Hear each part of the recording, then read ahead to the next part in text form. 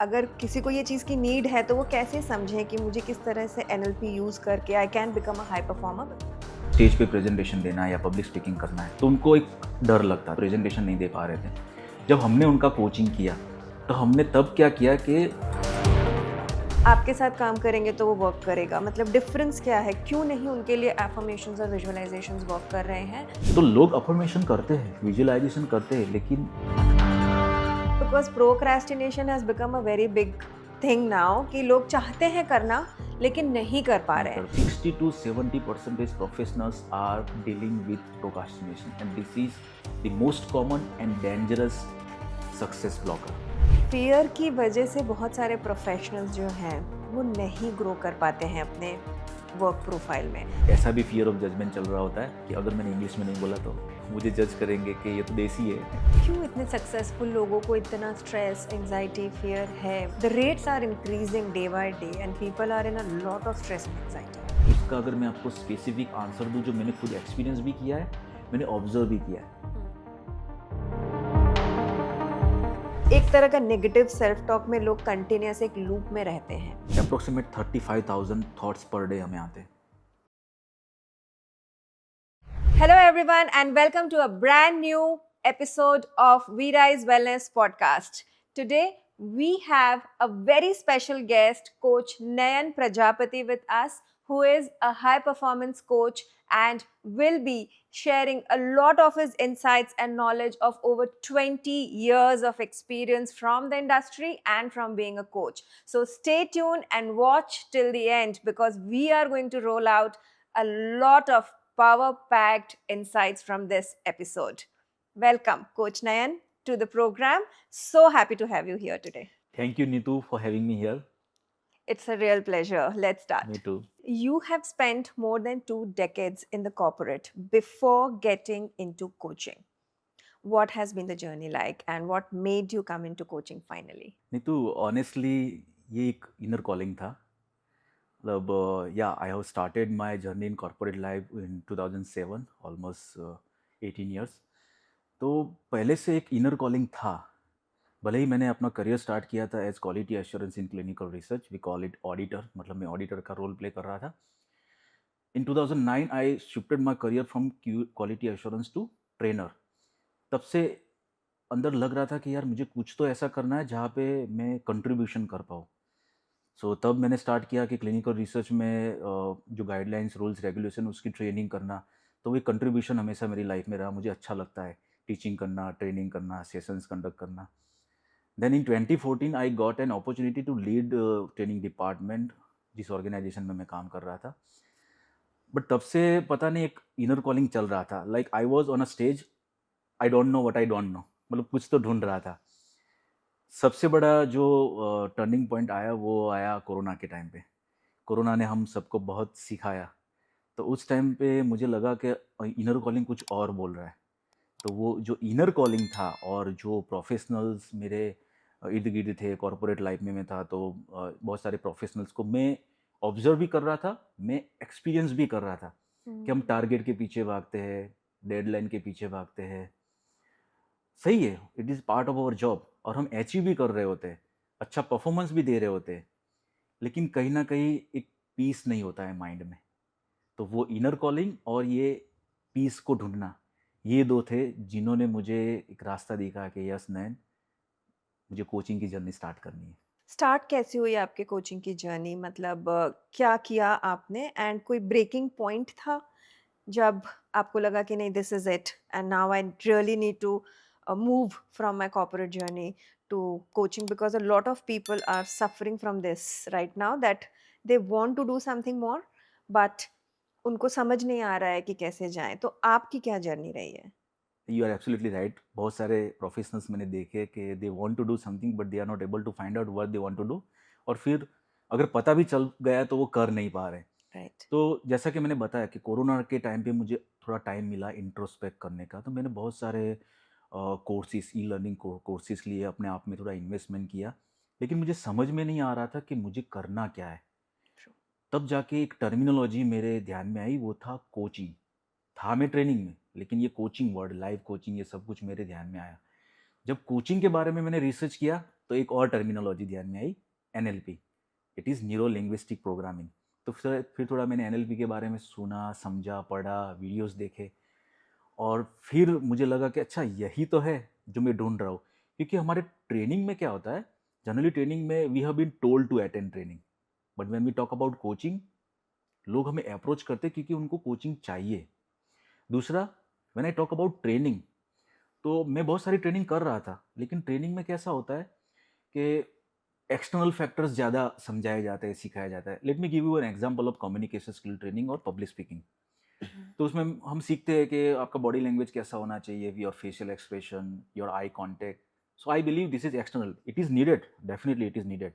लेकिन मैं ढूंढ रहा था कुछ इनर वाला, कि जैसे फियर है पब्लिक स्पीकिंग का, तो वो कैसे दूर करना है, क्यों ना मैं अपने कोर्स में ये डालूं। तो ये एनएलपी जब मेरे ध्यान में आया, तब मुझे लगा कि यस, अभी तक मैंने क्लिनिकल रिसर्च के बारे में पढ़ा है, by qualification I am bachelor of pharmacist, तो वो फार्मेसी, फार्मा वो सब पढ़ रहा था। लेकिन तब मुझे लगा कि नहीं यार, अगर साइकोलॉजी को थोड़ा समझा जाए ना, तो हम प्रोडक्टिविटी और पीस दोनों हमें साथ में मिल सकती है। और इसके लिए न्यूरो लिंग्विस्टिक प्रोग्राम एक अच्छी सब मॉडलिटी है, जो मुझे सीखने में इंटरेस्ट आया, और तब मैंने ये डिसीजन लिया कि एनएलपी सीख के मैं लाइफ कोच बनना चाहता हूँ।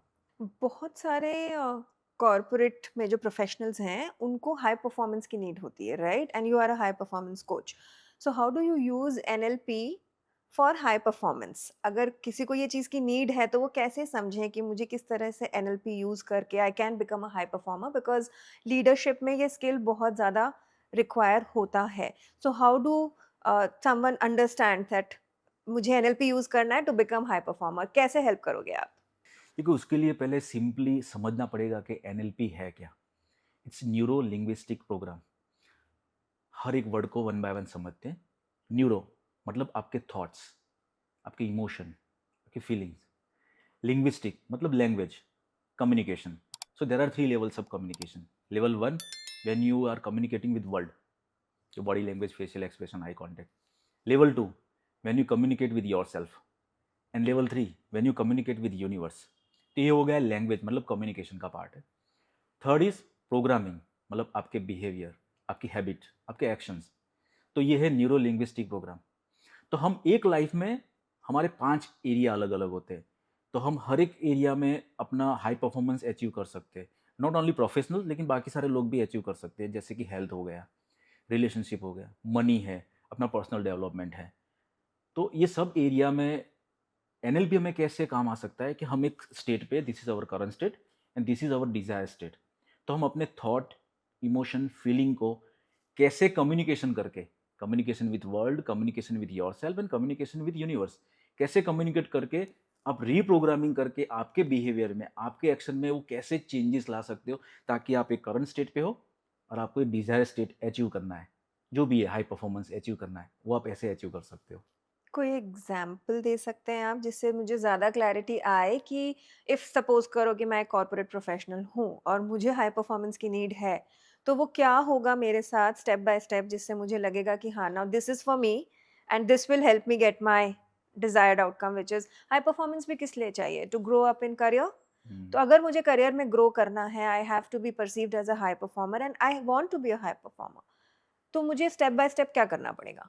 देखो, बहुत सारे ऐसे एग्जाम्पल है, मेरे बहुत सारे क्लाइंट्स ऐसे जिनको, वो प्रोफेशनल है, कॉर्पोरेट में काम करते हैं, उनको हाई परफॉर्मेंस चाहिए कोई ना कोई स्किल डेवलप करने के लिए। जैसे कि आपको एक एग्जांपल दूँ कि मेरे क्लाइंट है सीनियर पोजीशन पे, तो उनको कभी कभी ऐसा होता था कि स्टेज पे प्रेजेंटेशन देना है या पब्लिक स्पीकिंग करना है, तो उनको एक डर लगता था, फियर फैक्टर आता था बीच में, तो वो प्रेजेंटेशन नहीं दे पा रहे थे। जब हमने उनका कोचिंग किया, तो ये जो मैंने बताया लैंग्वेज पे कम्युनिकेशन वाला पार्ट, तो उनके माइंड में एक ऑडियो चल रहा था, मुझे डर लग रहा है, इतने लोगों के सामने मैं कैसे बोल पाऊंगा। तो हमने उस पोर्शन पे काम किया। जैसे एनएलपी में बहुत सारी टेक्निक्स आती है, एंकरिंग आती है, रीफ्रेमिंग है। तो हमने तब क्या किया कि उनका जो फियर फैक्टर था, उसको रिप्लेस कर दिया विद कॉन्फिडेंस, और हमने एंकरिंग टेक्निक टेक्निक अप्लाई की, थोड़ा बहुत रीफ्रेमिंग भी अप्लाई किया। तो जैसे कि आप प्रोफेशनल्स हो और आपको ये फियर आ रहा है प्रेजेंटेशन देने में, तो आपके माइंड में जो ऑडियो चल रहा है, उस ऑडियो पे आप एनएलपी टेक्निक अप्लाई करके प्रेजेंटेशन करने का जो फियर है वो रिमूव कर सकते हो। जैसे कि ऑडियो आ रहा है, क्या आ रहा है ऑडियो, मुझे डर लगेगा, मैं फेल हो जाऊंगा, तो उस ऑडियो को या तो आप लो कर दो, या उस ऑडियो को आप एक फनी कैरेक्टर का, कॉमेडी कैरेक्टर का वॉइस दे दो। ऐसे करके आप बहुत सारी एनएलपी टेक्निक्स अप्लाई करके उस फियर को रिप्लेस कर सकते हो विथ कॉन्फिडेंस, और हाई परफॉर्मेंस अचीव कर सकते हो। ये रिप्लेसमेंट होती कैसे है? जैसे मैंने आपको एक एग्जांपल दिया, एंकरिंग टेक्निक है, ठीक है। तो कई बार कैसा होता है कि हमारे पास्ट की कुछ मेमोरीज होती है, हमारे कुछ एक्सपीरियंसेस होते हैं, तो वो एक्सपीरियंस की वजह से वो जो मेमोरी है उसमें शायद कोई फियर आया है। जैसे मेरे एक क्लाइंट थे, तो उनको स्कूल टाइम पे उनके टीचर ने बोल दिया कि तुम लाइफ में कभी आगे नहीं बढ़ पाओगे, तुम स्टेज पे तो कभी बोल ही नहीं सकते। हम्म। और ऐसे इंसिडेंट्स उनके साथ 2-3 बार हुए। तो अभी ये मेमोरी एकदम स्ट्रॉन्ग मेमोरी उनके सबकॉन्शियस माइंड में बन गई। अभी हमें क्या करना है, एनएलपी की टेक्निक अप्लाई करके वो जो मेमोरी है या तो उसको डिसोसिएट करना है या डिसएम्पावर करना है।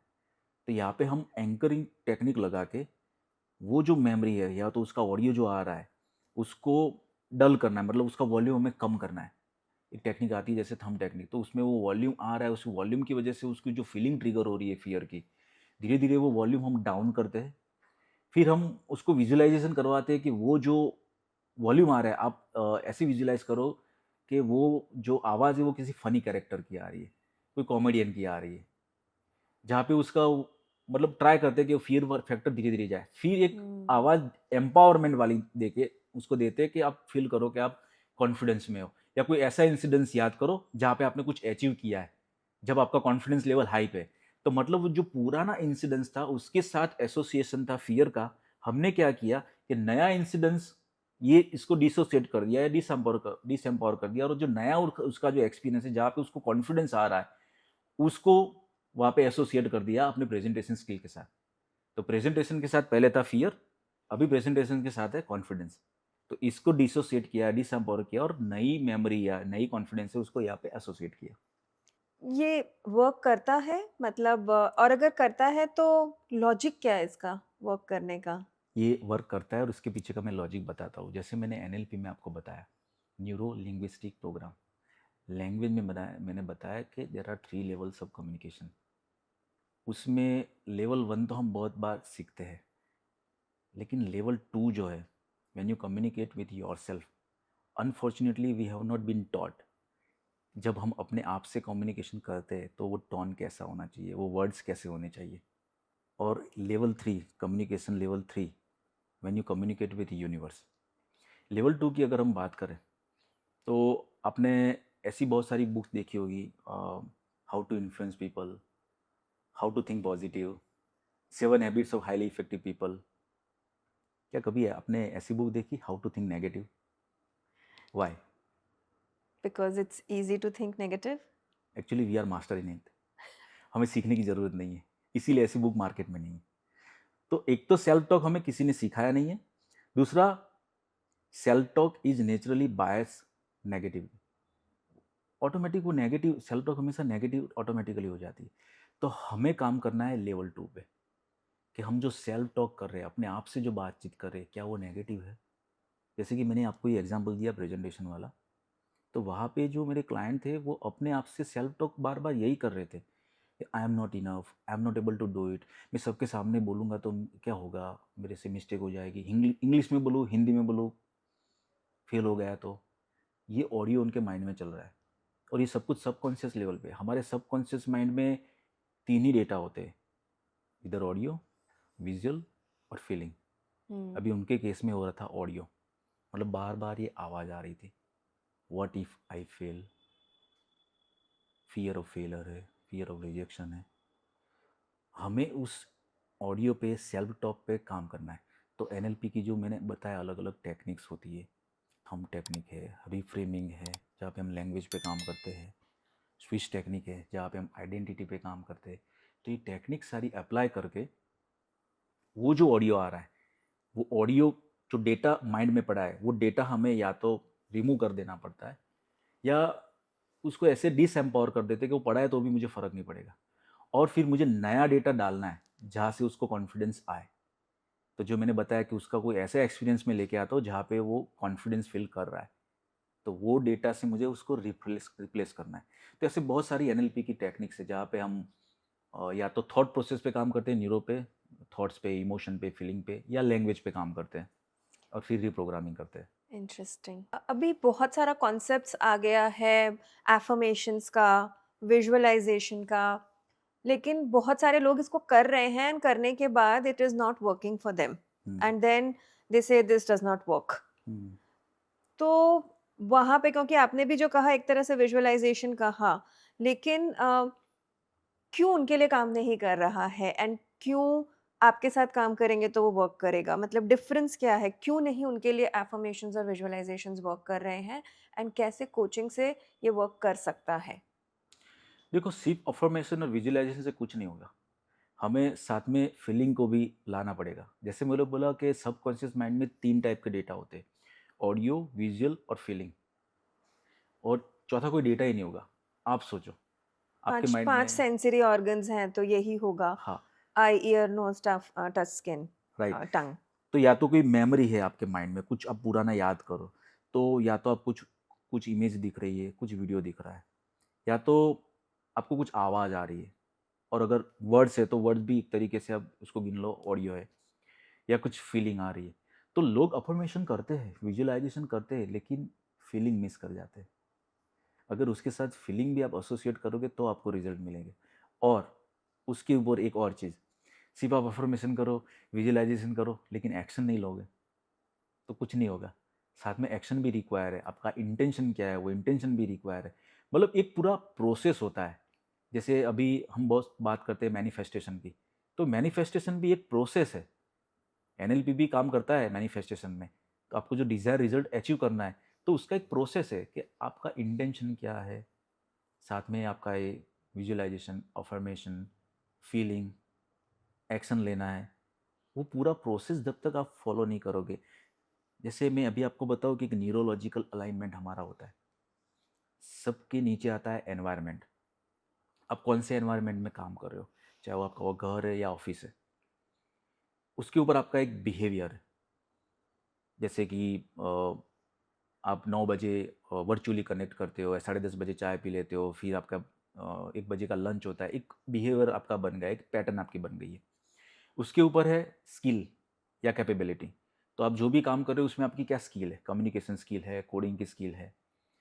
फिर इसके ऊपर है आपकी वैल्यूज़, आपकी कोर वैल्यूज़ क्या है। सबकी कोर वैल्यूज़ अलग अलग हो सकती है, किसी का क्रिएटिविटी है, किसी का फ्रीडम है, किसी का फैमिली है, किसी का मनी है। फिर है बिलीफ सिस्टम, आपकी बिलीफ क्या है, जो भी जिस एरिया में, जिस एनवायरनमेंट में आप काम कर रहे हो, या जो गोल आप अचीव करना चाहते हो। उसके ऊपर है अपनी आइडेंटिटी, मतलब आई एम के बाद जो लगाते हो आपकी आइडेंटिटी है। और फिर उसके ऊपर आता है गोल।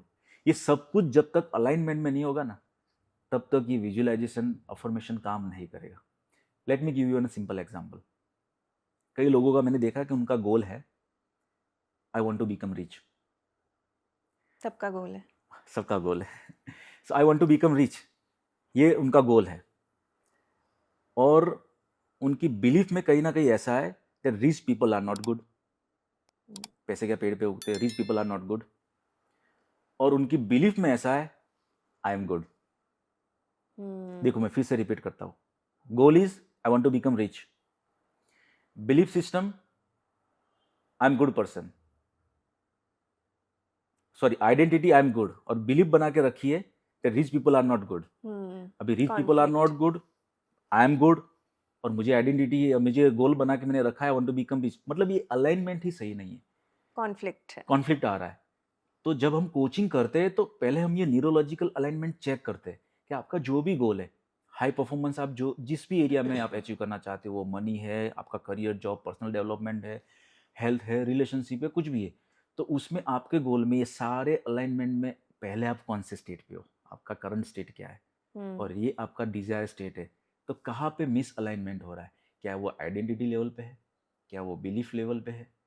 वैल्यूज़ तो हमें आइडेंटिफाई करनी होती है, कई बार हमें कोर वैल्यूज़ ही नहीं पता होती।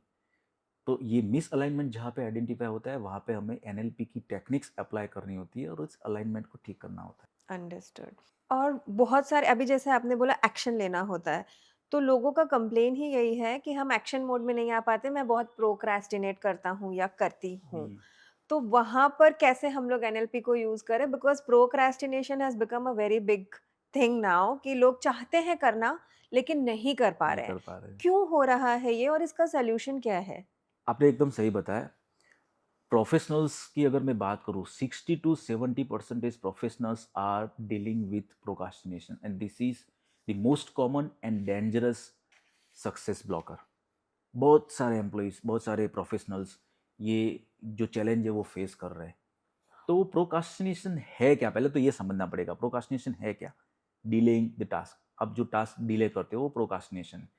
तो प्रोकास्टिनेशन को अगर सॉल्व करना है तो उसके लिए पहले हमें प्रोकास्टिनेशन की साइकोलॉजी समझनी पड़ेगी, अपनी माइंड की साइकोलॉजी समझनी पड़ेगी।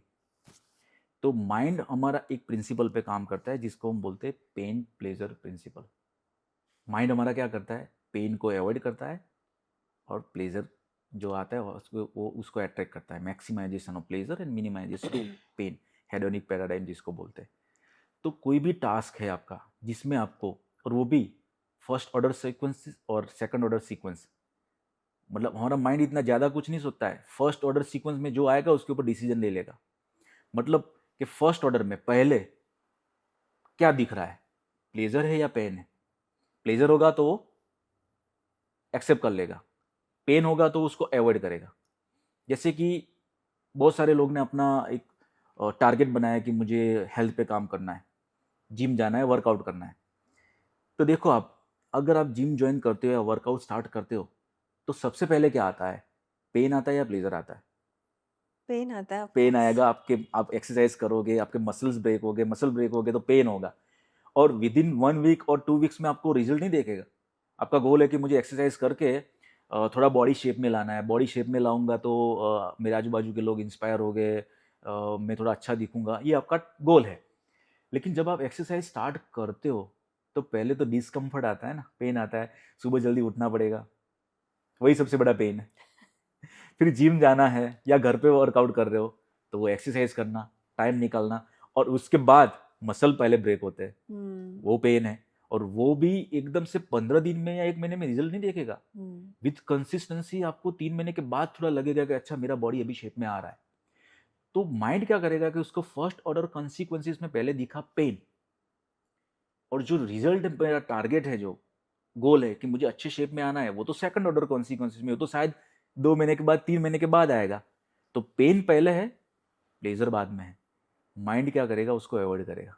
हुँ, ऐसे ही बहुत सारे प्रोफेशनल्स प्रोकास्टिनेट इसीलिए करते हैं, मतलब बहुत सारे प्रोफेशनल को पता है कि I am into this role, so if I really want to get high performance I have to develop some sort of skills. लेकिन वो स्किल एडप्ट करने के लिए, सीखने के लिए पहले उनको एफर्ट्स लगाने पड़ेंगे, अपने कंफर्ट जोन से बाहर आना पड़ेगा, कुछ पेन लेना पड़ेगा। माइंड क्या करेगा, वो जो पेन है उसको तो पहले अवॉइड करेगा। हुँ, रिजल्ट जो है प्लेजर वो बाद में आएगा, जब मैं स्किल सीख लूंगा, अपने आप में कॉन्फिडेंस में पा लूंगा, फिर मेरा प्रमोशन होगा या अच्छी दूसरी जॉब मिलेगी या मुझे पैसे मिलेंगे, ज़्यादा मिलेंगे। तो पहले आ रहा है पेन, बाद में आ रहा है प्लेजर। इसीलिए जनरली माइंड प्रोकास्टिनेट करता है, वो टास्क को अवॉइड करता है, और उसके बहुत सारे रीजंस भी हो सकते हैं। हुँ। एक टिप दीजिए मुझे अगर किसी को प्रोक्रेस्टिनेशन से बाहर आना है, से for example I am procrastinating on doing something at work that I really need to do, hmm. क्या करना चाहिए मुझे? वैसे बहुत सारी एनएलपी टेक्निक्स है, हुँ, अगर टाइम मिला तो हम एनएलपी टेक्निक के बारे में डिस्कस करेंगे, लेकिन हुँ, अभी हुँ, एक क्विक आपको टिप चाहिए। हुँ, और अगर हमारी ऑडियंस को टिप चाहिए तो प्रोकास्टिनेशन के लिए मैं आपको एक स्ट्रेटेजी दे सकता हूँ, AIA। आप अभी नोटबुक में लिख दो, AIA। यहाँ पे ए है एक्सेप्टेंस, अवेयरनेस। हुँ, आप प्रोकास्टिनेशन कर रहे हो, सबसे पहले तो आप एक्नॉलेज कर लो हुँ, या अवेयर हो जाओ। मैं बोलूँ ना, सबका सबसे बड़ा प्रॉब्लम यही है, एक्सेप्ट नहीं करते। एक्सेप्ट नहीं करते या तो अवेयर नहीं होते। कई लोग तो अवेयर हो जाते हैं ना, मतलब अंदर से एक्सेप्ट नहीं कर रहे, शायद उनका ईगो बीच में आ रहा है, कुछ भी है। हुँ, यू वोंट बिलीव, मैं बहुत अच्छा प्रोकास्टिनेटर था। आई वॉज ऑनेस्ट प्रोकास्टिनेटर, क्योंकि मेरे में भी ये, मैं नहीं उसको ब्रेक कर पा रहा था, क्योंकि सबसे बड़ा स्टेप, पहला जो स्टेप है ए, वो मैं नहीं कर पा रहा था, मैं कभी एक्सेप्ट नहीं कर पा रहा था। अवेयरनेस थी। अवेयरनेस आई डोंट नो, मतलब मुझे पता नहीं था कि या तो अवेयरनेस नहीं थी या एक्सेप्टेंस नहीं था। शायद एक्सेप्टेंस नहीं था। हम्म क्यों? क्योंकि जो मैंने बताया कि प्रोक्रास्टिनेशन के बहुत सारे रीजंस हो सकते हैं। तो जो सबसे बड़ा रीजन है वो है फियर। हम्म मेरे में वो था, फियर। लेकिन मैं कभी उसको एक्सेप्ट नहीं कर पाया। क्यों एक्सेप्ट नहीं कर पाया? क्योंकि मुझे ऐसा लगता था कि यार मैं I am the head of training department, इतने सारे एम्प्लॉयज़ का ट्रेनिंग मैं हैंडल कर रहा हूँ। अहमदाबाद है, वडोदरा है, नोएडा है, बॉम्बे है, यूएसए, कनाडा, इन सब जगह पर मैं ट्रेनिंग कंडक्ट करता हूँ। इतने सारे लोगों के सामने मैं पब्लिक स्पीकिंग कर सकता हूँ। क्या मेरे में फियर हो सकता है? हम्म वो एक मेरा क्या बोले वो माइंडसेट था, जो मुझे कभी एक्सेप्ट नहीं करने दे रहा था कि फियर है मुझ में भी। क्योंकि मैं अपना कोचिंग जर्नी स्टार्ट करना चाहता था, लेकिन शायद फियर ऑफ फेलियर आ रहा था, फियर ऑफ जजमेंट आ रहा था, फियर ऑफ रिजेक्शन आ रहा था। तो मैं कभी एक्सेप्ट नहीं कर पा रहा था कि ये फियर है मुझ में। तो बहुत सारे लोग पहले स्टेप पे ही अटके पड़े, ए, एक्सेप्टेंस। और मैं हमेशा से बोलता हूँ, acceptance is the first step of improvement.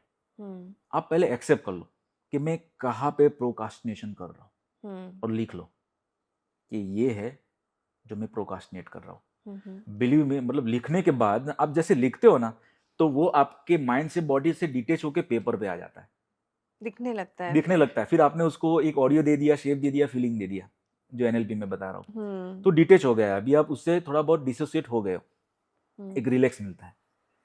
तो वो पहला स्टेप है, एक्सेप्टेंस। नेक्स्ट इज इंटेंशन, आई।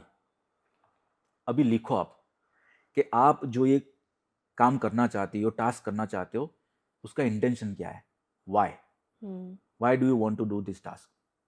हम्म फिर लिखो gain of doing this task. अगर आप ये टास्क करते हो तो उसकी क्या क्या एडवांटेजेस है, क्या क्या गेन, और उसको डिटेल में लिखो। जैसे कि अगर आप हेल्थ पे काम करना चाहते हो, चलो मैं हाई परफॉर्मेंस कोच हूँ, तो मैं कुछ हाई परफॉर्मेंस रिलेटेड एग्जांपल दे दूँ। जनरली मेरे पास जो ज़्यादा क्लाइंट आते हैं, तो उनको या तो पब्लिक स्पीकिंग से डर लगता होता है, या मीटिंग में सबके सामने बोलने से डर लग रहा होता है, या कुछ नया स्टार्ट करना है तो डर लग रहा होता है। तो पब्लिक स्पीकिंग से अगर आपको डर लग रहा है, लिख लो कि ये मेरा गोल है पब्लिक स्पीकिंग करना। इंटेंशन में लिखो वाई, वाई, क्यों आप ये पब्लिक स्पीकिंग करना चाहते हो। हम्म तो अगर मैं पब्लिक स्पीकिंग करूँगा तो शायद मेरी रीच बढ़ेगी, लोग मुझे एक्नॉलेज करेंगे, मैं अपनी टीम को मोटिवेट कर पाऊंगा, एनकरेज कर पाऊंगा। पब्लिक स्पीकिंग अगर मैंने अच्छे से कर पाया तो मेरा प्रमोशन होगा, मेरी सैलरी बढ़ेगी, या मैं अपना नया बिजनेस स्टार्ट करना चाहता हूँ तो वो कर पाऊंगा। जितने भी एडवांटेजेस आपको लग रहे हैं पहले लिख लो। इसको बोलते हैं गेन ऑफ डूइंग। फिर लिखो पेन ऑफ नॉट डूइंग, हम्म नहीं करोगे तो क्या होगा। हम्म और वो भी हो सके इतना डिटेल में लिखो कि नहीं करूंगा तो मैं अपनी टीम के साथ में बोल नहीं पाऊंगा, अपने बॉस के साथ कम्युनिकेशन नहीं कर पाऊंगा, कलीग के साथ कम्युनिकेशन नहीं कर पाऊंगा, प्रमोशन नहीं होगा, प्रमोशन नहीं होगा तो ये जो घर का ईएमआई चल रहा है, मुझे पैसे चाहिए, वो सब कुछ नहीं होगा, मेरा करियर डाउन, जो भी जितना आता है वो लिखो। तो यहाँ पे आई पे आपने लिख दिया वाई, इंटेंशन क्या है ये नया टास्क करने का, गेन ऑफ डूइंग और पेन ऑफ नॉट डूइंग वो भी आपने लिख लिया। ये हो गया ए आई। लास्ट है एक्शन, जो बहुत सारे लोग मिस करते हैं। हम्म यहाँ तक पहुंच जाते हैं, एक्सेप्ट भी कर लिया, इंटेंशन भी लिख दिया, फिर आप जो बोलते हैं ना अफर्मेशन, विजुअलाइजेशन, उसके आगे लोग अटक जाते हैं, एक्शन में अटक जाते हैं। और एक्शन में भी लोग गलती क्या करते हैं, ओवरवेलमिंग एक्शन ले लेते हैं। हम्म हमारा माइंड ट्रेंड नहीं है। जितने भी सक्सेसफुल पर्सन है या जो हाई परफॉर्मर्स है, आप देख लो, उन्होंने एक स्किल एडॉप्ट की है, उस स्किल को बोलते हैं टू बी इन मोमेंटम। क्या वो बोर नहीं होते? क्या उनको कभी ऐसा नहीं होता कि आज नहीं कल करता हो? उनको भी ये फीलिंग आती है। लेकिन उन्होंने एक स्किल एडॉप्ट कर ली है जिसको बोलते हैं मोमेंटम में रहने की स्किल। जो नेक्स्ट है हमारा एक्शन। तो हमारा माइंड कभी भी पूरा प्लान विजुलाइज नहीं कर पाता है। आपने अगर प्लान किया है कि मुझे वर्कआउट करना है, तो पहले आप एक छोटा सा एक्शन लो। जैसे कि आप एक छोटा सा एक्शन विजुलाइज करो कि मैं कल कुछ भी हो जाए जिम जाऊंगा। बस इतना ही, और कुछ ज्यादा प्लान नहीं करना है। जितना बड़ा विजुलाइज करोगे आपका माइंड में पहले आएगा फर्स्ट ऑर्डर कौन सी में पेन आएगा, वो आपको रोक देगा। तो सिर्फ इतना प्लान करो कि मैं सिर्फ जिम जाऊंगा, फिर भले जिम में जाके मैं इंस्टाग्राम रील स्क्रॉल करूंगा या बाकी सबको देखूंगा। आप ये जब आप जिम जाओगे वहाँ पे आपको लगेगा मैंने फर्स्ट टास्क कंप्लीट किया। जैसे आप फर्स्ट टास्क कंप्लीट करते हो एक सेरोटोनिन डोपामाइन रिलीज हो जाता है, आपको एक फ्यूल मिल जाता है और ये फ्यूल आपको काम में आता है नेक्स्ट टास्क है वो परफॉर्म करने के लिए। फिर आपको लगेगा अभी यहाँ पे आ गया और थोड़ा वॉकिंग कर लेता हूँ। तो पहले वाले एक्शन पे ध्यान देना है पहले इसमें। वाले एक्शन पे ध्यान दो, सिर्फ उसको ही विजुलाइज करो, पूरा प्रोजेक्ट विजुलाइज मत करो। उसको विजुलाइज करो और वो भी छोटा होना चाहिए, 2 मिनट या 5 मिनट का, बहुत बड़ा नहीं। कि बस तो जूते पहन के जिम पहुंच जाना बस इतना कर लो, सिर्फ जूते पहन लो तो बस सिर्फ जूते पहन लो और जिम चले जाओ और कुछ विजुलाइज नहीं करना है। क्योंकि ये ना आपके माइंड को क्या लगेगा, ये तो छोटा टास्क है, बस इसमें कोई जूते। पेन नहीं है, तो वो एक्सेप्ट कर लेगा। उसको जैसे ही लगेगा ये पेन है वो एक्सेप्ट नहीं करेगा। और जैसे आप पहला टास्क कंप्लीट कर दोगे ना तो एक फ्यूल जनरेट होगा आपकी बॉडी में, आपके माइंड में। वो फ्यूल आपको दूसरा टास्क करने के लिए काम में आएगा, फिर तीसरा, चौथा, तो ऐसे एक लूप क्रिएट होगी। इसको बोलते हैं टू बी इन मोमेंटम। तो जितने भी हाई परफॉर्मर्स है, आप कोई भी सक्सेसफुल देख लो, कोई क्रिकेटर देख लो, प्लेयर देख लो, सेलिब्रिटीज देख लो, उन सब ने ये स्किल एडॉप्ट की है, टू बी इन मोमेंटम। तो ये स्टेप है AIA, सिंपल स्टेप है। अभी तो आप ये स्ट्रेटेजी मैं आपको दे सकता हूँ और मेरे जितने भी क्लाइंट हैं उनके ऊपर मैं NLP टेक्निक अप्लाई करता हूँ, लेकिन बहुत सारे का काम तो यही पे हो जाता है कि उन्होंने AIA टेक्निक अप्लाई किया, ये स्ट्रेटेजी अप्लाई की, एक्चुअली स्ट्रेटेजी है तो ये अप्लाई किया तो उनका काम हो जाता है। तो ये अच्छा टेक अवे है हमारे व्यूअर्स के लिए कि भाई AIA अप्लाई कीजिए and overcome your procrastination. Definitely. Interesting. एक बहुत इंपॉर्टेंट चीज़ जो आपने अभी लास्ट कॉन्वर्सेशन में बताया मुझे, फियर। फियर की वजह से बहुत सारे प्रोफेशनल्स जो हैं वो नहीं ग्रो कर पाते हैं अपने वर्क प्रोफाइल में। And career growth is what everybody wants, right? क्योंकि कोई एक जगह पे स्टक नहीं होना चाहता है। बहुत सारी क्वेरीज हमें भी आती हैं that we feel stuck in our career and fear plays a big role.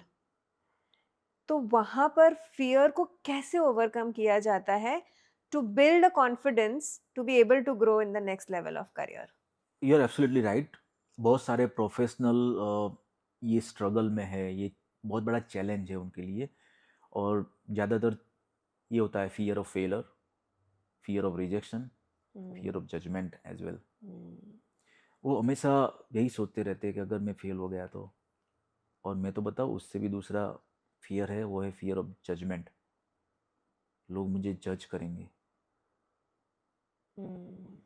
मेरे वहाँ, मैं आई एम फ्रॉम अहमदाबाद, तो वहाँ पे तो एक ऐसा भी फियर ऑफ जजमेंट चल रहा होता है कि अगर मैंने इंग्लिश में नहीं बोला तो मुझे जज करेंगे कि ये तो देसी है, ये तो हिंदी में बात कर रहा है। बहुत जन को होता है ये बहुत कि बहुत होता है। बहुत लोगों इनफैक्ट को। मैं बताऊँ तो मैं भी वैसे आई एम फ्रॉम पालनपुर के बाजू में छोटा सा गांव में, वहाँ से आता हूँ। तो जब मैं भी पहली बार अहमदाबाद आया था तो मुझे भी ये फियर था कि मैं देख रहा हूँ वो सब लोग इंग्लिश में बात कर रहे हैं, तो मुझे भी एक थोड़ा आइसोलेशन जैसा फील होता था। It is called as fear of judgement. तो ये फियर को ब्रेक करना ना, वो एक सबसे बड़ा चैलेंज है हम सबके लिए। लेकिन अभी जैसे मेरा कल एक वर्कशॉप था, इट वाज अबाउट हैप्पीनेस। तो वहीं पे मैंने एक इंफॉर्मेशन शेयर की थी, वो शायद यहाँ पे काम में आ सकती है कि कई बार हम क्या करते हैं ना, हम लोगों के ओपिनियन पे बहुत ध्यान देते हैं। लेकिन क्या लोगों का ओपिनियन आपके कंट्रोल में है?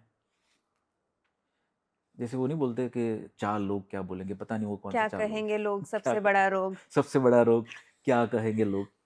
तो हम बहुत ये माइंड में लेके चलते हैं कि लोग क्या बोलेंगे। इवन मैंने भी जब अपने जो सर्टिफिकेशन है, अपने अवार्ड्स है, अपने वीडियोज़ है, रील्स सब यहाँ पे सोशल मीडिया में शेयर करना स्टार्ट किया, लोगों से बोलता था, डिस्कस करता था, तो मुझे भी कमेंट्स आते थे कि नैन तू क्यों अपने ये सब अचीवमेंट, सर्टिफिकेशन, अवार्ड्स सब सोशल मीडिया पे दिखा रहा है, तू तो शो ऑफ कर रहा है। तब मुझे भी एक टाइम तो लगा था कि क्या मैं शो ऑफ कर रहा हूँ, बुरा लगा। लेकिन फिर मैंने सोचा कि ये तो उनका ओपिनियन है। NLP में एक आता है स्टेटमेंट, परसेप्शन इज प्रोजेक्शन। तो वो उनका परसेप्शन है, क्या उनके परसेप्शन पे मेरा कोई कंट्रोल है? शायद मैं जो पोस्ट कर रहा हूँ वो दूसरे लोगों के लिए इंस्पिरेशन हो सकता है, ट्रू। और वही मेरा इंटेंशन है। तो ये जो थॉट प्रोसेस है उसको ब्रेक करना पड़ेगा कि लोगों का ओपिनियन मेरे लिए क्या मैटर करता है। नहीं अगर कर पा रहे हो तो पहले एक काम करो, लिख लो। मैं तो मेरे जितने भी क्लाइंट है उनको सबसे पहले कुछ भी वो चैलेंज लेके आते हैं, मैं तो पहले बोलता हूँ लिखो क्या है, इनर जर्नी करो, क्यों है, अपने आप से ही क्वेश्चन पूछो। एनएलपी टेक्निक डेफिनेटली हम वर्क करते, हम अप्लाई भी करते, वर्क करते, लेकिन हर बार आपके पास कोच नहीं है, आप एनएलपी टेक्निक नहीं अप्लाई कर पा रहे, तो लिखो ना कि ये फियर है तो क्या है। फिर अपने आप से ही क्वेश्चन पूछ के उसको रिफ्रेम करो कि क्या है, अगर उसने सोचा तो उससे क्या अफेक्ट होगा, वो तो उसका सोचे, मेरे पास उसका कंट्रोल नहीं है। तो मेरे कंट्रोल में क्या है, मेरा इंटेंशन क्या है? मेरे कंट्रोल में ये है कि मैं क्या अच्छे से इंग्लिश सीख सकता हूँ, क्या मैं कोई कोर्स कर सकता हूँ, क्या इंग्लिश सीखना मेरे लिए ज़रूरी है? हाँ, मेरी जॉब रोल के हिसाब से ज़रूरी है। ठीक है, क्या हुआ, अभी मुझे इंग्लिश नहीं आता है तो मैं कोर्स कर लूँगा। उससे पहले एक्सेप्ट भी करना पड़ेगा कि यस मुझे इंग्लिश नहीं आता है। वो एक्सेप्ट किया, फिर आपके पास रिसोर्सेज बहुत सारे हैं, उसके ऊपर एक्शन लो। AIA model.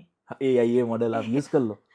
हम्म तो रहता है फियर, एक बहुत ही बड़ा चैलेंज है, लेकिन उसको ओवरकम कर सकते हैं आप। रिफ्रेमिंग कर लो, एनएलपी टेक्निक अप्लाई कर लो, लिखो, उसके पीछे का रीज़न जानो, लोगों के ओपिनियन को उसको बोलते हैं ऑटोनॉमी।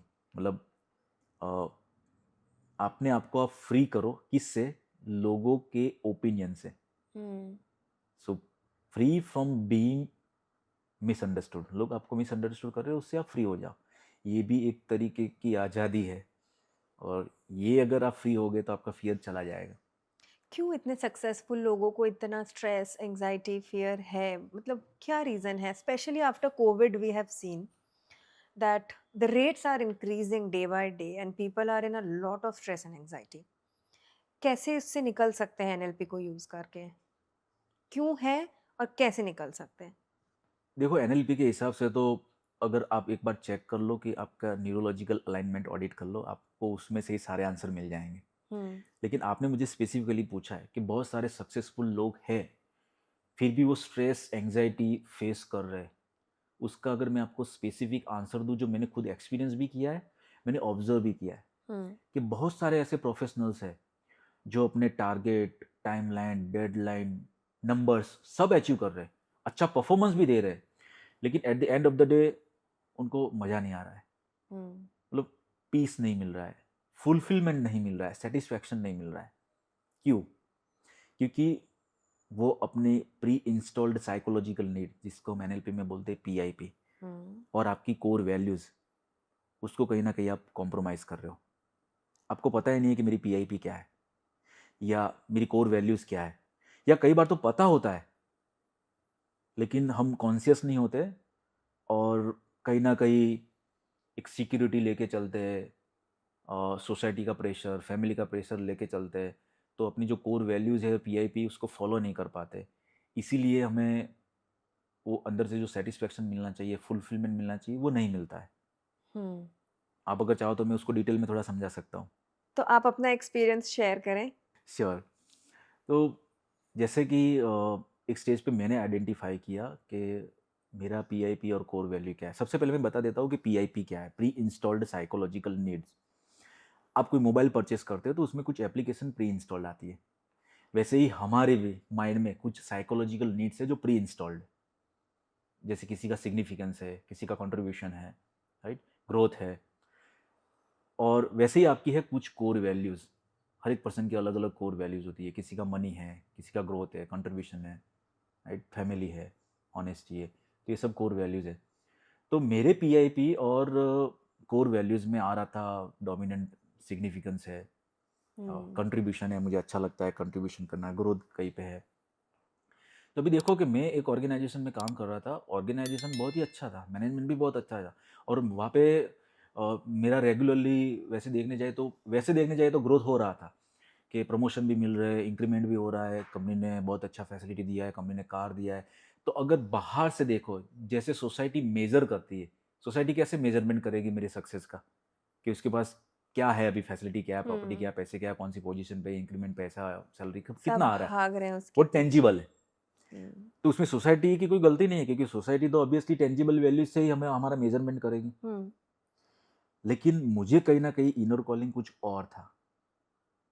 तो दो I was in training department, मैं एम्प्लॉयज़ का ट्रेनिंग हैंडल कर रहा था। एक तो सबसे बड़ा प्रॉब्लम यह था कि मैं कंडक्ट नहीं कर रहा था, hmm as I was head of the training department, तो मैं मैनेज कर रहा था। लेकिन मेरे पीआईपी और कोर वैल्यू से तो क्या है, मुझे ट्रेनिंग करना है सिग्निफिकेंस की नीड थी। सिग्निफिकेंस के लिए। कंट्रीब्यूशन के लिए, कंट्रीब्यूशन राइट? के लिए। तो जब मैं सेशन कंडक्ट करता था तब मुझे में एक अलग एनर्जी रहती थी, मेरा मेटाबॉलिज्म भी इंक्रीज हो जाता था। दूसरा, मेरे माइंड में ये भी आया, और जो मेरे मेंटर है, मेरे कोच है, उन्होंने मुझे एक खतरनाक क्वेश्चन पूछा था कि नैन, तुम्हें जो भगवान ने स्किल दी है, हम्म, जो एक कोच के लिए रिक्वायर है, लिसनिंग है, एम्पैथी है, लिसनिंग विदाउट जजमेंट, तो तुम्हें क्या लगता है कि क्या वो स्किल सिर्फ 1500 या 2000 एम्प्लॉइज तक सीमित रखना है, या बहुत सारे लोगों के लिए यूज़ करना है? और अगर तुम उसको यूज़ नहीं कर पाए तो तुम क्या जस्टिफिकेशन दोगे यूनिवर्स को? ये एक तो क्वेश्चन मेरे माइंड में हिट कर गया। और जो मेरा पीआईपी और कोर वैल्यूज़ आ रहा था, तो क्योंकि मैं कॉरपोरेट वर्ल्ड में काम कर रहा था, तो भले ही मैनेजमेंट अच्छा था, सैलरी अच्छी थी, सब सही जा रहा था, टीम भी सही थी, लेकिन कहीं ना कहीं अंदर के लेवल पे मेरी कोर वैल्यूज़ और पीआईपी कॉम्प्रोमाइज़ हो रही थी। जैसे फ्रीडम है, वो मेरी कोर वैल्यू में बहुत हायर स्टेज पे आता है, और क्रिएटिविटी भी हायर स्टेज पे आता है। तो मुझे कुछ ऐसा काम करना पसंद है जहाँ पे मुझे फ्रीडम मिले, हम्म, और क्रिएटिविटी। पब्लिक स्पीकिंग मुझे बहुत पसंद है, और ट्रेनिंग में अलग अलग इंटरेस्टिंग ट्रेनिंग मेथड लेके आना, जहाँ से मैं कॉम्प्लेक्स टॉपिक को सिंपल वे में समझा सकूँ, वो क्रिएटिविटी मुझे पसंद है। हम्म, तो कॉरपोरेट में कभी कभी क्या आता है कि हमें वो प्रोसेस है, एसओपीज है, टारगेट टाइमलाइन, वो सब नंबर से उसके पीछे भागना पड़ता है। तो कहीं ना कहीं अंदर से वो सेटिस्फेक्शन नहीं आता था, क्योंकि ये कोर वैल्यूज़ में नहीं जी पा रहा था। ऐसे बहुत सारे प्रोफेशनल्स है जिनको या तो पता नहीं है कि उनका पीआईपी या कोर वैल्यू क्या है, या पता है तो वो उसको फॉलो नहीं कर पा रहे, और जस्ट जैसे ही आप फॉलो नहीं करते तो एक इनर कॉन्फ्लिक्ट चलता है आपका, कि ये आपका कोर वैल्यू है पीआईपी, आप उसको फॉलो नहीं कर पा रहे हो, तो आप कभी खुश नहीं रहोगे। हम्म, मतलब भले ही सोसाइटी की डेफिनेशन में आप सक्सेसफुल हो, आपका अच्छा सैलरी है, पोजीशन है, कार है, बंगला है, सब कुछ सही है, बट आप अंदर से खुश हो क्या? हम्म, और आपको ये क्वेश्चन कभी कोई नहीं पूछता है, यही पूछेंगे कितना कमा रहे हो। लेकिन कभी जॉब कोई है एक ना। क्वेश्चन पूछता है कि जो काम कर रहे हो उससे खुश हो क्या? तो ये था जो मेरा एक्सपीरियंस है, और ऐसे बहुत सारे प्रोफेशनल्स मैंने देखे हैं जो कि वैसे देखने जाए तो हाई परफॉर्मर है, बट वो अंदर से खुश नहीं है। बहुत सारे लोग इस चीज़ से ट्रबल्ड हैं कि वो लोग एक टिपिंग पॉइंट पे हैं, लेकिन उनको क्लैरिटी नहीं है, बहुत सक्सेसफुल हैं लेकिन खुश नहीं है। खुश नहीं है। And they are at a tipping point कि यहाँ से आगे कैसे जाना है, क्यों मैं खुश नहीं हूँ, सब कुछ तो है मेरे पास, still I am not feeling happy. तो जितना भी वैलिडेशन चाहिए सोसाइटी का, जितने भी टिक बॉक्सेस थे, सारे बॉक्स टिक कर लिए, उसके बाद people reach at a pinnacle जहाँ पर उनको लगता है कि आगे क्या, आगे क्या? क्यों होता है ये, और कैसे उस टिपिंग पॉइंट से कोई बाहर निकले, क्लैरिटी कैसे आए टू टेक दैट डिसीजन। क्या हुआ था आपके साथ जिससे आपको इतनी क्लैरिटी मिली कि आप अपना जॉब छोड़ पाए एंड कोचिंग फुल टाइम आप परस्यू कर पा रहे हो? अगर आप ये शेयर करेंगे हमारे साथ तो मे बी व्यूअर्स को थोड़ा और एक होप मिलेगा कि आगे बढ़ सकते हैं। नहीं, श्योर, मैं शेयर करना चाहूँगा, और मुझे भी अच्छा लगेगा अगर आपके ऑडियंस को ये काम में आए। तो उसका आंसर है कि पहले आपको आइडेंटिफाई करना पड़ेगा कि आपके कोर वैल्यूज़ क्या है। तो वैसे तो एनएलपी बेस्ड कोचिंग प्रोग्राम में आपके असेसमेंट्स आते हैं, जहाँ पे आप आइडेंटिफाई कर पाते हो कि ये मेरी प्री इंस्टॉल्ड साइकोलॉजिकल नीड है, और ये पूरा एक टेक्निक हम अप्लाई करते हैं जहाँ पे हम आपकी कोर वैल्यूज़ और उसमें से भी 5 डोमिनेंट कोर वैल्यूज़ को एक्सट्रैक्ट कर पाते हैं। तो सब लोग ये नहीं कर पाएंगे, कोच चाहिए, एनएलपी का जिसको नॉलेज है, एक्सपर्टाइज है, ऐसा कोच चाहिए तो वो एक्सट्रैक्ट कर पाएगा। लेकिन ऑडियंस के लिए मैं एक स्ट्रेटेजी दे सकता हूँ कि वो कैसे आइडेंटिफाई करे कि मेरी कोर वैल्यूज़ क्या है। तो देखो, एकदम सिंपल है। अगर आप अपनी कोर वैल्यूज़ फॉलो नहीं कर रहे हो, तो एक तो है कि आप खुश नहीं होंगे, हम्म, मतलब वो काम आप नहीं कर रहे हो तो खुश नहीं है। हम्म। लेकिन उससे भी ऊपर एक और चीज़ है। तो एक आप क्वेश्चन का जवाब मिल गया कि मैं वैल्यूज फॉलो नहीं कर रहा हूँ इसलिए मैं खुश नहीं हूँ despite having all the success in my life. Definitely, what next? Next is, सिर्फ खुश नहीं है वो नहीं, आप गिल्टी भी फील करोगे। हम्म, सिंपल एग्जांपल से समझाओ। जैसे कि किसी की कोर वैल्यूज में है हेल्थ, अभी उस पर्सन को कुछ भी रीजन है, प्रोकास्टिनेशन कर रहा है, या अपने आप को एक्सक्यूज दे रहा है कि मुझे टाइम नहीं मिल रहा है, तो वो अपनी हेल्थ पे अगर काम नहीं कर रहा है, अच्छा वर्कआउट नहीं कर रहा है, या उसका जॉब रोल कुछ ऐसा है कि इतना ट्रैवलिंग है तो अच्छे से डाइट नहीं कर पा रहा है, मतलब जितने भी हेल्थ रिलेटेड प्रिकॉशंस है वो नहीं ले पा रहा है, तो मतलब वो अपनी हेल्थ पे काम नहीं कर रहा है। और अब इसकी कोर वैल्यूज में क्या है? हेल्थ। अपनी हेल्थ को वो फॉलो नहीं कर पा रहा है, तो ना ही सिर्फ उसको अच्छा नहीं लगेगा, खुश नहीं होगा, वो नहीं, उसको एक गिल्ट भी होगा। एक्चुअली इसको बोलते हैं प्रोडक्टिविटी गिल्ट, जो कि प्रोकास्टिनेशन में हम समझाते हैं कि एक प्रोडक्टिविटी गिल्ट भी आता है कि मुझे ये काम करना है लेकिन मैं नहीं कर पा रहा हूँ, और वो मेरी कोर वैल्यूज में है। जैसे मैंने बहुत सारे देखे, मेरा ही चलो ना एग्जांपल दूं, फ्रीडम और क्रिएटिविटी। तो ऐसे बहुत सारे प्रोफेशनल है जिनके कोर वैल्यूज में फ्रीडम है और क्रिएटिविटी है, तो जॉब अच्छा चल रहा है, सैलरी अच्छा है, लेकिन शायद ऑफिस का जो कल्चर है वो बहुत टॉक्सिक है। मेरा तो फिलहाल बहुत अच्छा था, मैनेजमेंट भी अच्छा था और फ्रीडम भी थी, सब कुछ था। तो माइक्रो मैनेजमेंट चल रहा होता है, उनको फ्रीडम नहीं मिलती है, और वो क्रिएटिविटी से जो काम करना चाहते हैं वो क्रिएटिविटी नहीं मिल रही है, भले सैलरी अच्छी है, प्रमोशन, पोजीशन, सब कुछ है। अभी वो काम नहीं कर रहे तो वो ऑफिस में सिर्फ खुश नहीं है, ऐसा नहीं है, खुश नहीं है और गिल्टी भी है। तो जब आपको लगता है कि कोई काम मैं कर नहीं रहा हूं, उसकी वजह से मैं खुश नहीं हूं और गिल्टी भी फील हो रही है, मतलब कि वो आपकी कोर वैल्यू में। और इसका मतलब ये नहीं कि आप जॉब छोड़ दो, मैं आपके ऑडियंस को ऐसा नहीं बोल रहा हूँ कि आप भी जॉब छोड़ दो, फुल टाइम जर्नी स्टार्ट कर दो। लेकिन पहला तो आपको अवेयर हो जाना है, अच्छा ये मेरा कोर वैल्यू है और ये मैं नहीं फॉलो कर रहा हूँ। तो आप पार्ट टाइम भी कर सकते हो, या आप जॉब ही करना चाहते हो लेकिन कोई ऐसा जॉब करो जहाँ पे आपकी कोर वैल्यूज भी आप फॉलो करो। ऑफिस में अगर टॉक्सिक कल्चर है और ये आपके कंट्रोल में नहीं है उस कल्चर को चेंज करना, तो दूसरा कंपनी ज्वाइन करो जहाँ पे आपको वो आपकी कोर वैल्यूज फॉलो करने को मिले। This reminds me of a very powerful quote that stress does not come from not doing something. Stress comes from not doing the thing that you really want to do. That you really want, right? So I think that sums up what you are trying to explain या here. बराबर। Right. बहुत बहुत एक उभर के चीज आ रही है आजकल, negative self talk. A lot of people who reach out to us also say that मेरे को अपने बारे में ही बहुत बुरा लगता है, I feel that I am not good enough. एक तरह का नेगेटिव सेल्फ टॉक में लोग कंटिन्यूअस एक लूप में रहते हैं. क्यों होता है ये नेगेटिव सेल्फ टॉक एंड कैसे इससे बाहर आए? क्योंकि I think that is also a very big cause of stress. जो मैंने बताया था communication level 2, when you communicate with yourself. आप मुझे ये बताओ कि आप दिन में सबसे ज़्यादा कम्युनिकेशन किसके साथ करते हो? आपके कलीग से, आपके हस्बैंड से, आपके बच्चे से, खुद किसके से. साथ? खुद से। Absolutely right. हम दिन में सबसे ज़्यादा कम्युनिकेशन अपने साथ करते हैं, और अप्रोक्सीमेट 35,000 थॉट्स पर डे हमें आते हैं। दूसरा जो मैंने बताया था कि एक तो सेल्फ टॉक नेचुरली बायस होती है नेगेटिविटी से, और इतने सारे जो थॉट्स आ रहे हैं, आप जो नेगेटिव सेल्फ टॉक की बात कर रहे हैं, मैं उससे भी ऊपर एक जाता हूँ, जो उसके बाद का रिजल्ट आता है वो है ओवर थिंकिंग, जिससे बहुत ज़्यादा लोग जूझ रहे हैं। तो जब हमें बार बार ये थॉट्स आ रहे हैं और नेगेटिव आ रहे हैं सेल्फ टॉक, और हमने कभी सीखा नहीं है कि हमारे अपने साथ कैसे कम्युनिकेशन करना है, ये थॉट जब बार बार आते हैं और आप उसके ऊपर एक्शन नहीं लेते, वो बन जाता है over thinking. That is the difference between critical thinking and over thinking. मतलब ये सेल्फ टॉक जैसे आपको आ रहा है कि मुझे ये काम करना है लेकिन अगर मैं फेल हो गया तो, अच्छे से नहीं किया तो, परफेक्ट करना है मुझे, मैं परफेक्ट नहीं कर पाया तो, यही नेगेटिव टॉक सेल्फ टॉक बार बार आ रहा है, बार बार आ रहा है, और फिर क्या करते हो आप? प्रोकास्टिनेशन करते हो।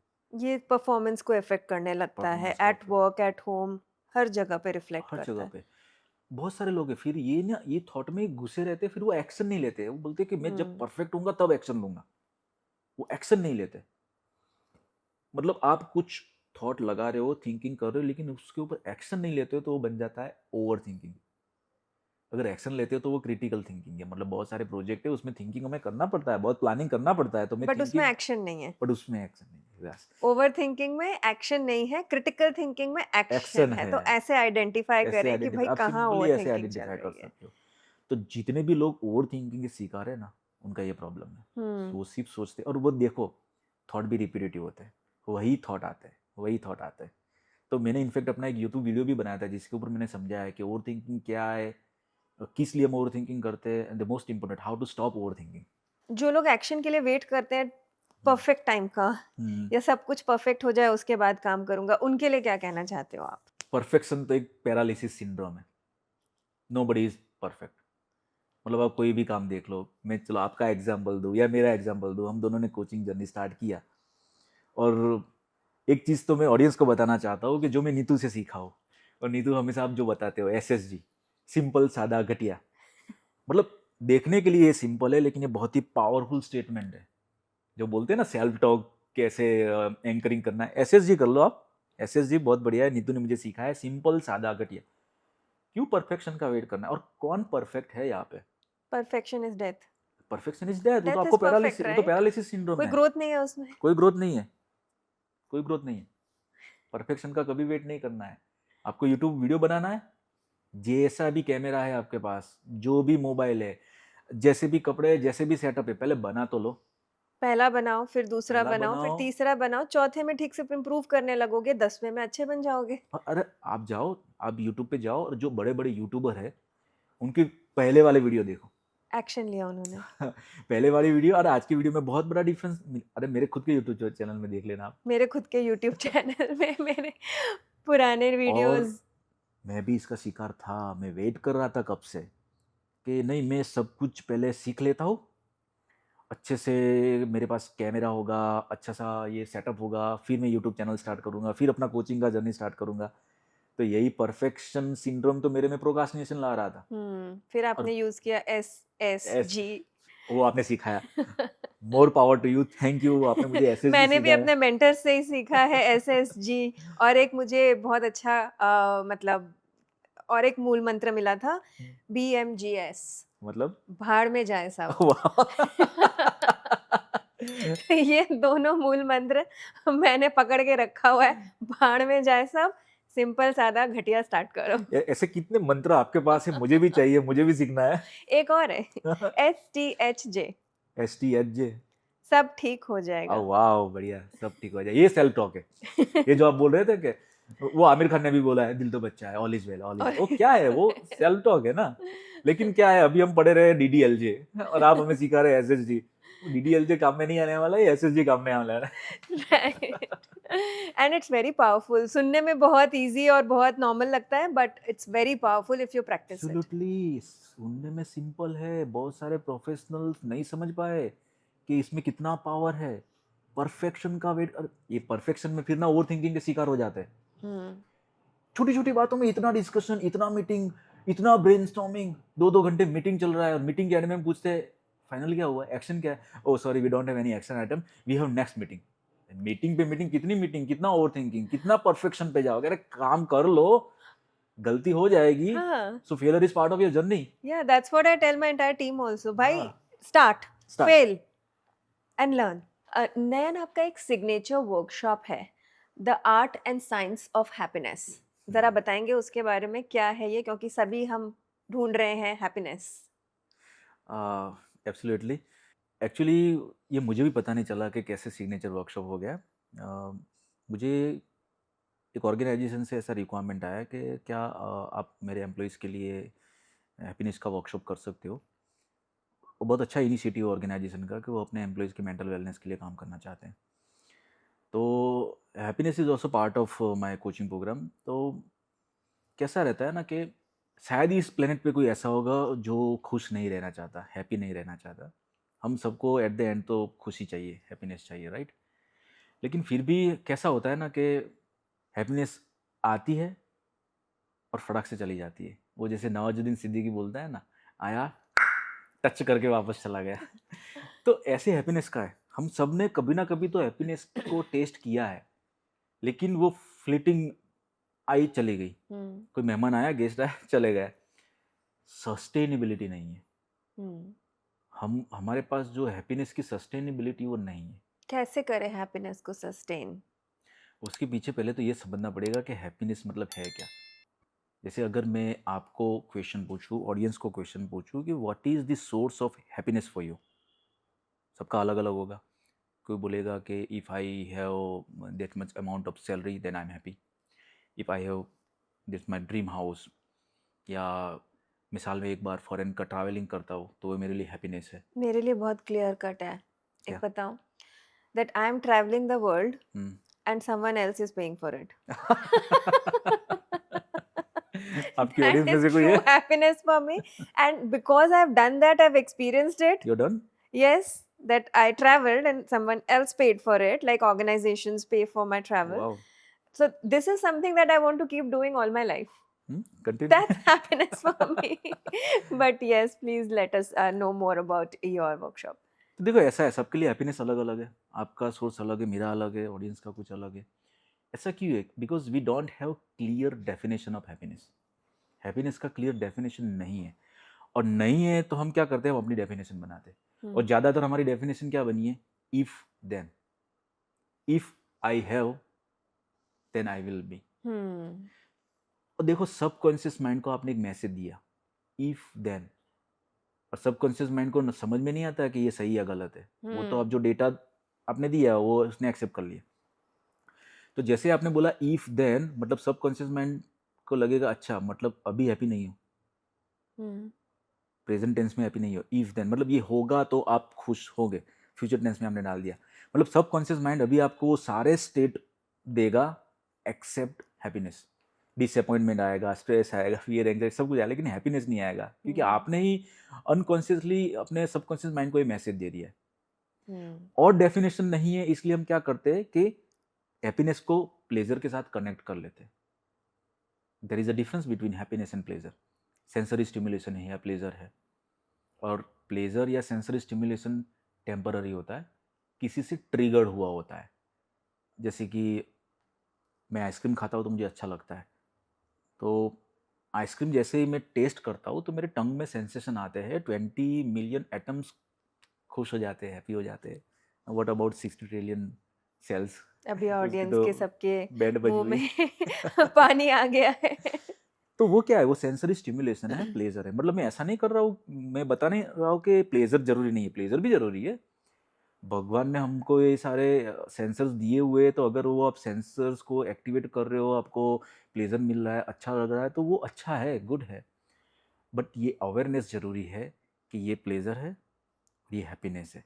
कैसे कि प्लेजर है वो टेम्पररी है, आएगा चला जाएगा, वो डिपेंडेंट है किसी ट्रिगर के ऊपर। ये हुआ तो प्लेजर आया और वो चला भी जाएगा। बट हैप्पीनेस है वो सस्टेनेबल होनी चाहिए। और हमने कनेक्ट कर लिया है प्लेजर को हैप्पीनेस के साथ। ये कनेक्टिविटी को बोलते हैं हेडोनिक पैराडाइम।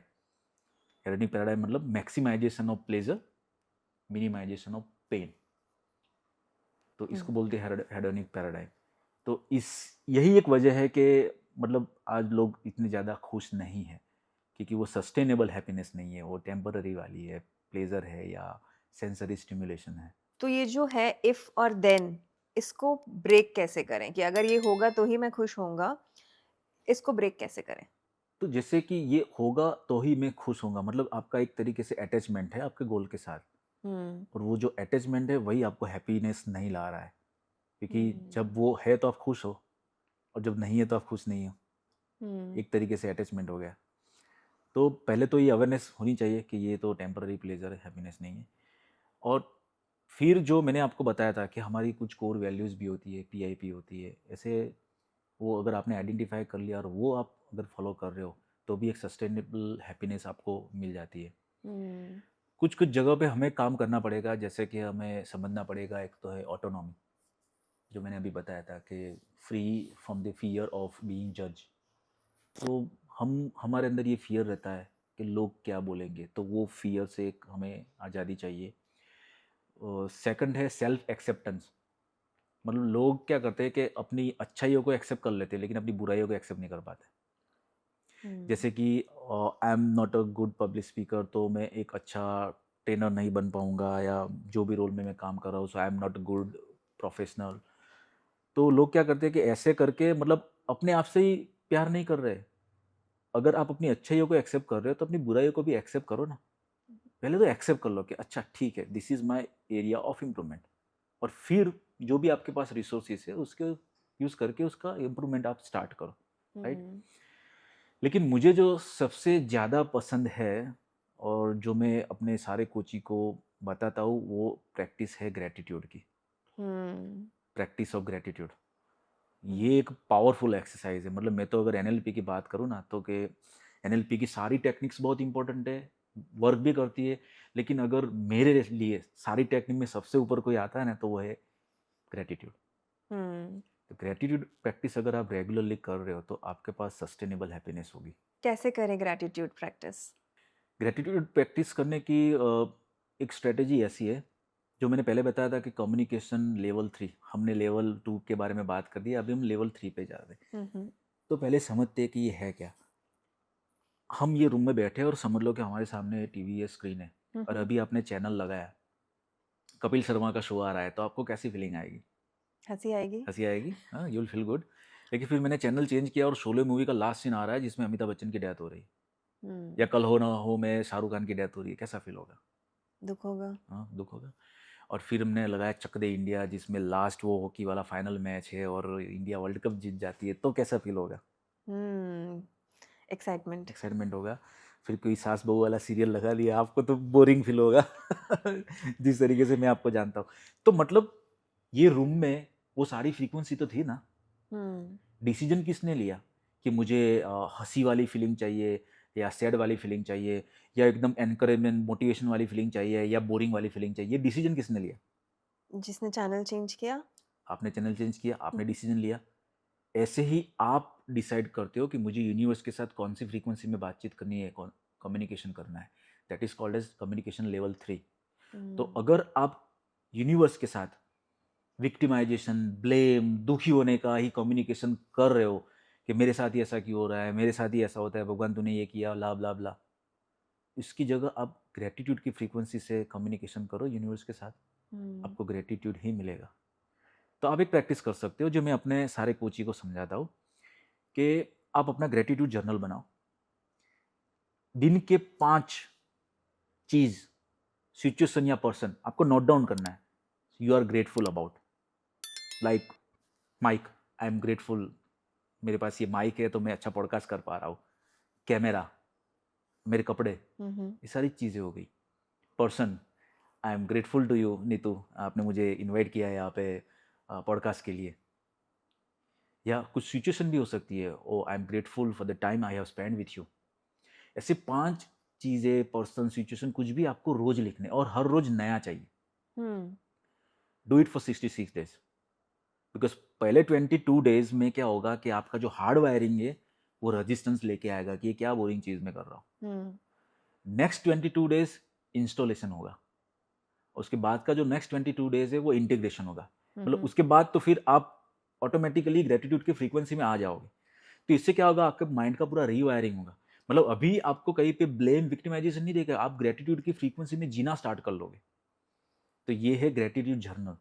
और जैसे होता है ना कि किसी एक एरिया में बहुत बड़ा बिल्डिंग बन रहा है और वहाँ पे ऐसे कुछ नहीं है, लेकिन जैसे वो बिल्डिंग बनता है, टीपी रोड बनता है, फिर वहाँ पे गार्डन बनेगा, टेम्पल बनेगा, हॉस्पिटल आएगा, स्कूल आएगा, सब कुछ डेवलप होना स्टार्ट हो जाता है। हम्म ऐसे ही जैसे ही आपने ग्रेटिट्यूड फ्रीक्वेंसी से कम्युनिकेशन स्टार्ट कर लिया ना, बाकी सारे रास्ते आपके ओपन होना चालू हो जाएंगे। चाहे वो फियर है, स्ट्रेस है, प्रोक्रास्टिनेशन है, हैबिट इश्यूज है, सब कुछ धीरे धीरे धीरे धीरे ऑटोमेटिकली आपको रास्ते मिलना स्टार्ट हो जाएगा, क्योंकि आपने वो फ्रीक्वेंसी सेट कर ली यूनिवर्स के साथ। हम्म और अभी तक क्या था, रिसोर्सेस हमारे आजू बाजू रिसोर्सेस थे, लेकिन आपने उस रिसोर्सेस को ब्लॉक करके रखा था। फॉग क्रिएट हो गया था अनकॉन्शियसली। अभी वो फॉग रिमूव हो रहा है, अभी सब कुछ दिख रहा है, अभी सारे रिसोर्सेस का एक्सेस आपको मिलना स्टार्ट हो गया। फिर हम्म आपको एक्शन लेना है। तो ये एक है ग्रेटिट्यूड जर्नल। दूसरा भी है, आप मेडिटेशन भी कर सकते हो। मेडिटेशन सबको बहुत डिफिकल्ट लगता है, तो हम्म। कुछ इजी टू स्टार्ट विथ बता सकते हैं? इजी टू स्टार्ट तो एक तो ये जर्नल है, लेकिन ग्रेटिट्यूड मेडिटेशन भी इजी है। मेडिटेशन सबको क्यों डिफिकल्ट लगता है, क्योंकि सबने एक परसेप्शन बना लिया है कि मेडिटेशन करना मतलब मुझे ऐसे शांत जगह पे कंधे सीधे, नेक स्ट्रेट, स्पाइन स्ट्रेट करके बैठना है। फिर कोई थॉट आए तो नहीं, थॉट नहीं आना चाहिए, थॉट नहीं आना चाहिए, इसीलिए बोरिंग लगता है। हम्म अगर आप पहले मेडिटेशन नहीं कर पा रहे हो ना, तो मैं सजेस्ट करता हूँ कि आप गाइडेड मेडिटेशन करो। गाइडेड मतलब कोई म्यूजिक भी चल रहा है, साथ में आपको इंस्ट्रक्शन भी मिल रहा है। हम्म आपको गाइडेड ग्रेटिट्यूड मेडिटेशन मिल जाएंगे बहुत सारे। मेरे यूट्यूब चैनल पे भी मैंने गाइडेड ग्रेटिट्यूड मेडिटेशन रखा है। इससे क्या होता है कि आप जो इंस्ट्रक्शन मिल रहा है उसके फ्लो में जाते हो, हम्म और अगर बीच में फ्लो से भटक भी गए so don't worry, it's natural, we are human being, thoughts तो हमें आएंगे ना, पहले तो Yes. एक्सेप्ट कर लो।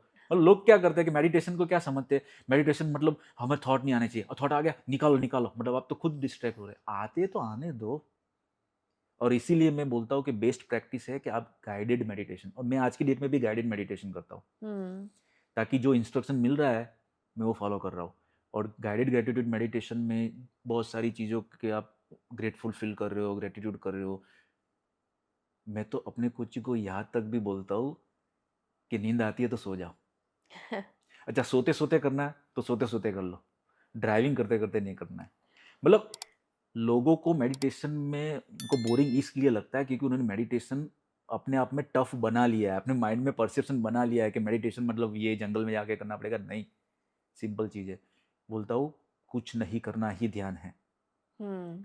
अगर आप जिस काम में मग्न हो गए वो मेडिटेशन है, आप डांस कर रहे हो मेडिटेशन है, आप रीडिंग कर रहे हो मेडिटेशन है। सो Hmm. I would suggest guided gratitude meditation. तो इतनी सारी चीज़ों के बारे में हमने बात किया। If we have to wrap up and sum up everything, that one thing that you would want to leave the audience which would help them become a high performer, what would be that tip? High performer बनने के लिए हमें सबसे पहले तो ये mindset बना देना पड़ेगा कि मुझे हाई परफॉर्मर बनना है, सक्सेसफुल बनना है। तो लोगों के माइंड में ऐसा होता है कि प्रोडक्टिविटी और पीस साथ में नहीं मिलेंगे। प्रोडक्टिविटी और पीस दोनों साथ में मिल सकते हैं। हमें अपने साइकोलॉजी को, अपने माइंडसेट को समझना पड़ेगा। अपनी जो कोर वैल्यूज़ है, अपनी जो कैपेबिलिटी है, आइडेंटिटी है, उसको आप अलाइन करो। हैप्पीनेस की कुछ फॉर्मूला यूज़ करो, and the most important, gratitude की फ्रीक्वेंसी में रहो। Mhm. तो आप हाई परफॉर्मर बनोगे, सक्सेसफुल भी होगे। और देखो दोनों रास्ते हैं, दोनों में चैलेंजेस आएंगे, स्ट्रगल भी आएंगे। लेकिन अगर आप ये वाला फॉर्मूला यूज़ करो जहाँ पे आप कोर वैल्यूज़ भी आप फॉलो कर रहे हो, आप अपनी आइडेंटिटी से भी अवेयर हो, ग्रेटिट्यूड भी फॉलो कर रहे हो, तो वो जो चैलेंजेस आ रही है, ऑब्स्टेकल आ रहे हैं, उसमें आपको स्ट्रेस महसूस नहीं होगा, आपको फियर नहीं आएगा, एंग्जाइटी नहीं आएगी। तो यही मेरा लास्ट मैसेज है कि आपकी कोर वैल्यूज़ को अलाइन करो, हैप्पीनेस में रहो, ग्रेटिट्यूड फॉलो करो। Awesome, awesome. Thank you so much. And where can people learn from your, of your work? जो भी आपने बताया इतना कुछ, अगर सब audience has to go and look for it, कहाँ देखे जा करके, हमें कहाँ मिलेंगे ये resources? So I am available on all social media platform. मेरा यूट्यूब चैनल है इनसाइड आउट विद कोच नयन करके। मैं इंस्टाग्राम पे भी अवेलेबल हूँ, फेसबुक में भी हूँ, और लिंक्डइन पे भी मैं बहुत एक्टिव हूँ। और उसके अलावा मेरी एक बुक भी है, the unlock high performance blueprint, which is available on Amazon as number 1 best seller in self development category. Oh, wow. Thank you so much, Nayan. This was a real pleasure talking with you. And for everyone watching, we are here with Coach Nayan, who is a high performance coach. So, अगर आपको high performance की need है, please reach out to him through his channels on social media. And with that, we call it a wrap. Thank you so much. Thank you.